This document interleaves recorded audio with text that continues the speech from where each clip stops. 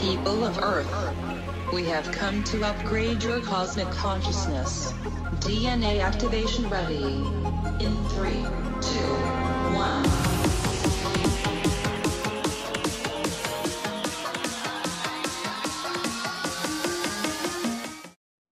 Hi, welcome to Q&A on Breakthrough Leadership. I'm Craig Anderson. And I'm Lou Quinto. Today, we have yet another first, Lou, for the old Q&A on Breakthrough Leadership podcast. We are going to have our first kickoff of a 3-part series. What do you think? Are you excited? 3 parts. Wow. 3 parts. It has to be 3 or 5. You don't want 4 because that doesn't work. It's 3 or 5. That's what we have to do. Is that a Craig Anderson rule of thumb? It's 3 or 5, can't be 4. Yes, those are magic numbers. Nobody cares about 4. So here we go. We'll kick off. It explains why you're odd then. Okay, so what we are going to do, besides torture you through that again, is a 3-part series on lessons learned about leadership in the COVID era. So today we're going to kick off our first episode, which is rethink what's possible and go faster. And there's 3 areas we're going to talk about as we go through this topic. 1, think bigger, faster, and bolder. 2, zero base your assumptions.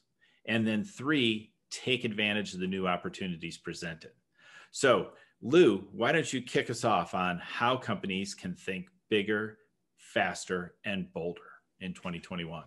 Well, it's not just how, but I think we've been forced. In March of this year, we all turned on a dime and businesses had to change, in many instances, their business models. Even the most traditional companies changed their business models somewhat in order to continue to stay in business, to be productive, to keep employees employed, and they had to be able to do it quickly. And so it goes back to something that I believe you and I mentioned in a previous podcast. It was an interview I think it was on Bloomberg, where Eric Schmidt, the former CEO of Google, said that within the last, and at the time he was talking, it was in the summertime, in the last 4 months, he said, we had seen 10 years worth of change that we've encountered in business. And so, yes, as far as leaders go, and we've done previous episodes on being more agile in our leadership to be able to really move faster, we've got to think bigger and we've got to be faster and bolder. And there's a lot of examples out there. There was a restaurant I read about in New York City where right at the beginning of COVID, when they knew they were going to have to shut down, this business owner of this restaurant said he did not want to lay off all of his employees and have them, scrounging around. And so what he ended up doing was he changed his business model from dine in to dine out. And he gave everybody brand new responsibility. So if you were a server, you were doing something else. You were on the food line, or you were packaging the food, and you were, making sure that when the people came in, the food was there for them. So what he did was he just changed everybody's job descriptions overnight and was able to maintain throughout the entire COVID situation, when in New York City, which, as we all know, was the epicenter for so much time for the COVID, he was able to stay in business and his employees were able to continue working.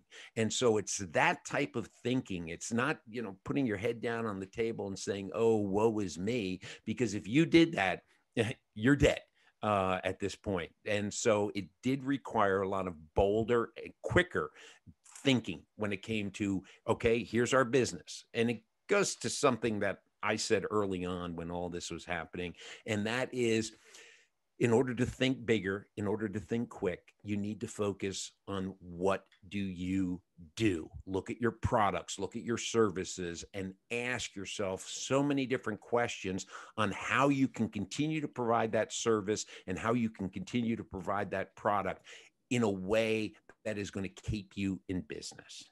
Right. We saw so many examples, and some of the folks we've even talked to, just really stepping outside the comfort zone, thinking boldly about, all right, I know I've always done it this way, but I'm going to really question those assumptions. And I actually have, a company I know here locally, they have a call center, and the call center's got PII, and they took the bold move to identify ways they could let those call center folks work from home so they could keep the business model moving forward. And that was a big leap of faith for this company to do it, but it was a way they could keep the revenue stream going, keep their people employed, and they're still doing it to this day. I know another company doing a similar thing that, they've started to let some people come back to the office, but now it's an incentive. You want to keep working from home to be in the call center, keep your stats up and you can continue to work from home. So it's a great system to really find what, it's going to change the way people run call centers, I think, for years to come. Yeah. And as you and I have talked about too, remote work is not going to go away.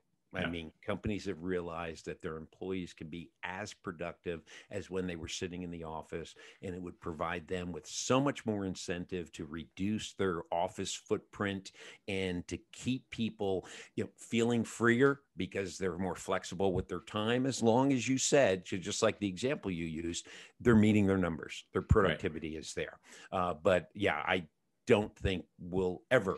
And again, I'm not a good prognosticator. If I was, as I've mentioned several times before, I wouldn't be doing this podcast with you, Craig. I'd probably be on my yacht off the coast of Florida somewhere. So but you could be doing the podcast from your yacht in Florida. That's the key. Yes. As long as I had a good Wi-Fi connection, I'd be good.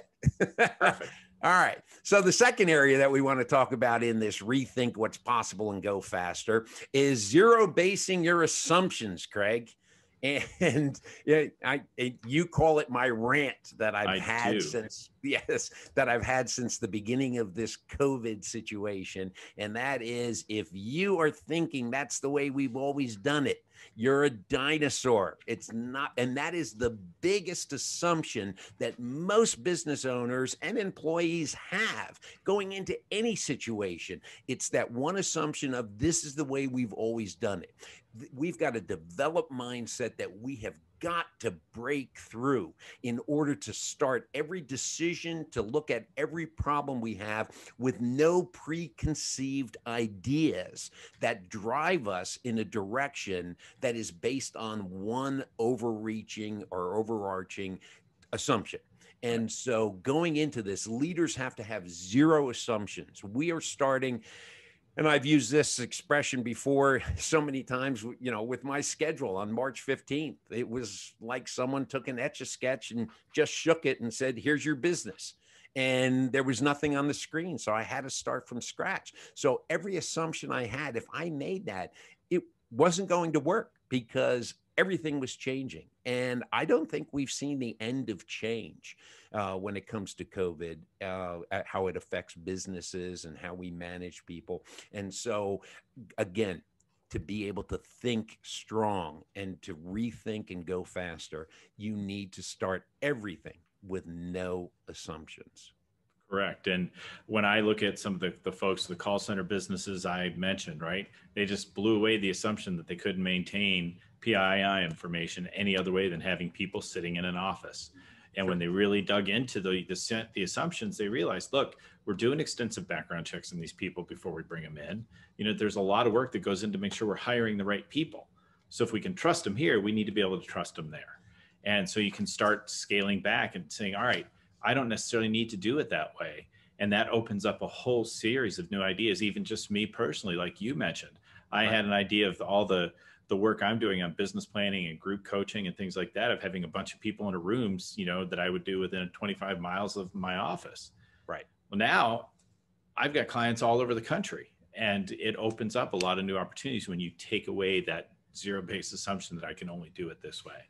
Yeah. So, and for some of us older boomers, we've got to break through a lot of developed mindsets that we have.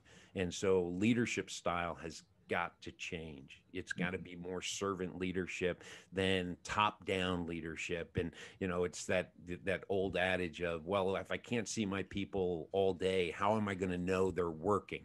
Well, that's an assumption that you have, that if you can't see your people, they're probably not working. And hopefully the data and the productivity and the information over the last 9 months that you've seen on your employees should help you break through that. But I think for many of us, you've heard the old expression, you can't teach an old dog new tricks. Well, the reason why you can't teach an old dog new tricks is because that old dog has a lot of assumptions in their mind. They know when they're going to get a treat. They know when they're going to be able to, to get that belly rub or whatever it is. And they do just what's needed. In business today, we've got to break through those assumptions. And just to be clear, despite your use of the collective us, I am not a boomer. I'm a proud Gen Xer. So Lou, you're going to make a comment about my belly rubs. I've never used that in the business in a business podcast before. See, you just zero-based your assumptions about what's appropriate discussions on our podcast. Absolutely. So now that we've zero-based our assumptions and we're getting bold and we're thinking faster, how do we take advantage of the new opportunities that this presents for us, for CEOs? Yeah, well, every business owner, every employee, it doesn't even need to be a business owner, anyone who leads people. And we've had this conversation. I think that was it with Jacqueline Martinez when we interviewed her, where she said everybody is a leader. Even if you don't lead people in an organization, you still can be a leader. What you need to do is look at what you're currently doing. And there are a whole series of questions that you can ask yourself about everything you're doing to take a good leadership role. How can we do things quicker? How can we be more convenient to the customer? How can we be able to improve our logistics? How can we improve our processes? How can we get a better return on investment? If you take those questions and pose them to services and products that your company is providing, to projects that you're working on, that you want to be able to save time, to become more productive, to be more efficient, to stay within budget, and you ask those single questions, you don't have to ask all those questions, but take one specific focus and ask that question, and then with zero-based assumption, then go ahead and start coming up with new ideas and new answers. When you can start looking at new opportunities and you can use that zero-based assumption starting point, you will become more creative and innovative with your business that you own, that you're working in, with the project that you're working on, with the team that you're on. You will become much more creative and innovative. And in these times, every business needs to be creative. Right. It's really a whole new set of, as we said, a whole new set of opportunities. Everything is now possible as we think about, all right, what can I do with remote work? What can I do with internal work? How does that all change? What does that mean for my hiring if I'm not really worried about where they sit? How many, can I hire somebody who's happy sitting on their yacht next to Lou's yacht out there in the Gulf, right? So all these opportunities are there, and all the things that you used to immediately shut down in your head. And I know there's so many things, having sat around a lot of conference room tables in my 25 years working for Fortune 100 companies. There's always that, well, no, we don't do it like that, or here's why that won't work. If we haven't learned anything over the last however many months we've been in the COVID era, 9 months or whatever it's been, it's that we have to set those assumptions off to the side.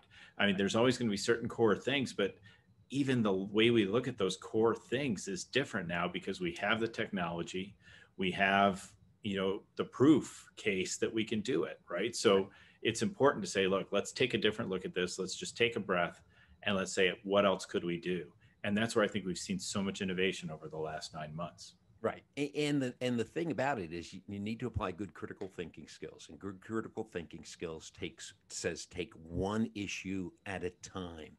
Instead of trying to solve a whole bunch of issues all at once, take one issue at a time, prioritize your issues, and deal with the one that will have the most significant impact on you improving your business, your project, whatever it may be, and work on that one first so that you're using your resources and your time in the most efficient manner possible. And when you can start taking care of those big things, you'll find out that a lot of the little things will take care of themselves.